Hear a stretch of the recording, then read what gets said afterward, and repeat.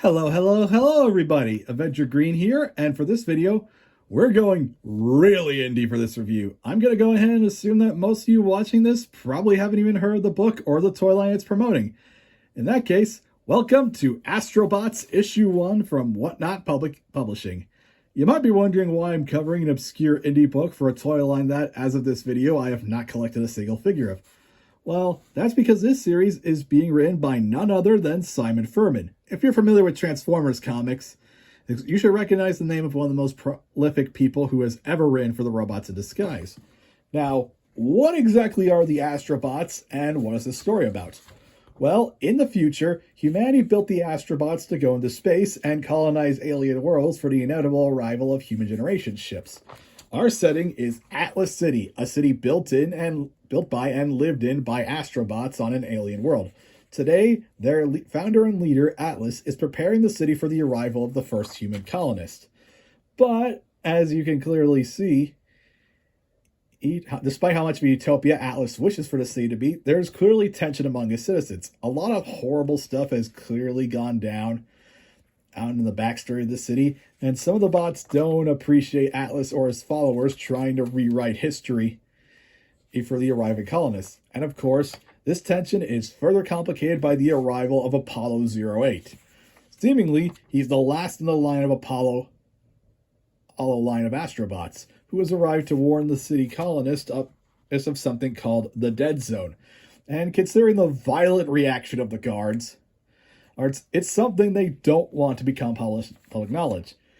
The issue ends with Apollo, though, asking the guards to take him to see Atlas, with the colony he ship about 16 hours from making planetfall amidst growing tension. Before I get into the writing and characters, let's talk about the artwork by Hector Turnick. I gotta say, I really like it. It seems to capture the figures really well. Each line of machines all look visually impressive and distinct from each other, and unlike Transformers, you can't really tell who's supposed to be the good guys or bad guys at first glance. It's Apollo 08. His looks pretty intimidating with his skull-like helmet. His skull-like face. And the only way you would know that Atlas is evil from a first glance is his red-looking eyes.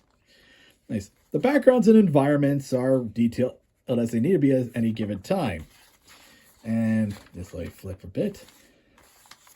Oh, and of course the action scenes are really fast-paced. They're incredibly dynamic, have a high degree of impact, and they have some really cool poses in the panels.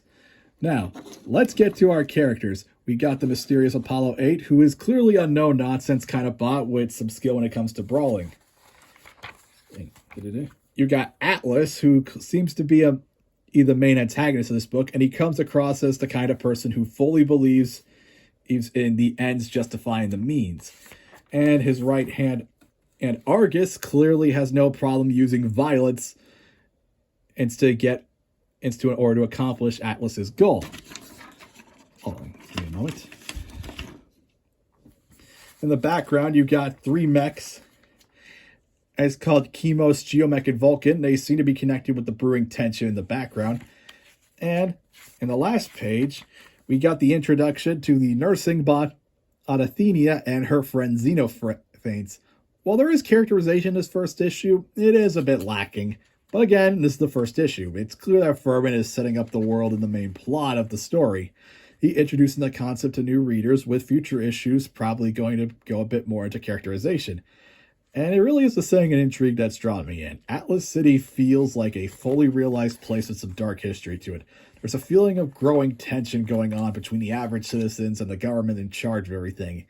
And I get the feeling that the arriving human colonists are going to be the spark that lights this powder keg.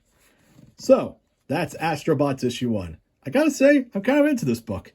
And if the transitional phase of the Transformers comic license, moving from IDW to whatever company picks it up, has left you hungry for content, I think this book will satisfy that particular itch. Or at the very least, it'll give us a new Furmanisms to joke about. If you like this video, please be sure to subscribe to the channel and hit that notification button. Until next time, have a great day.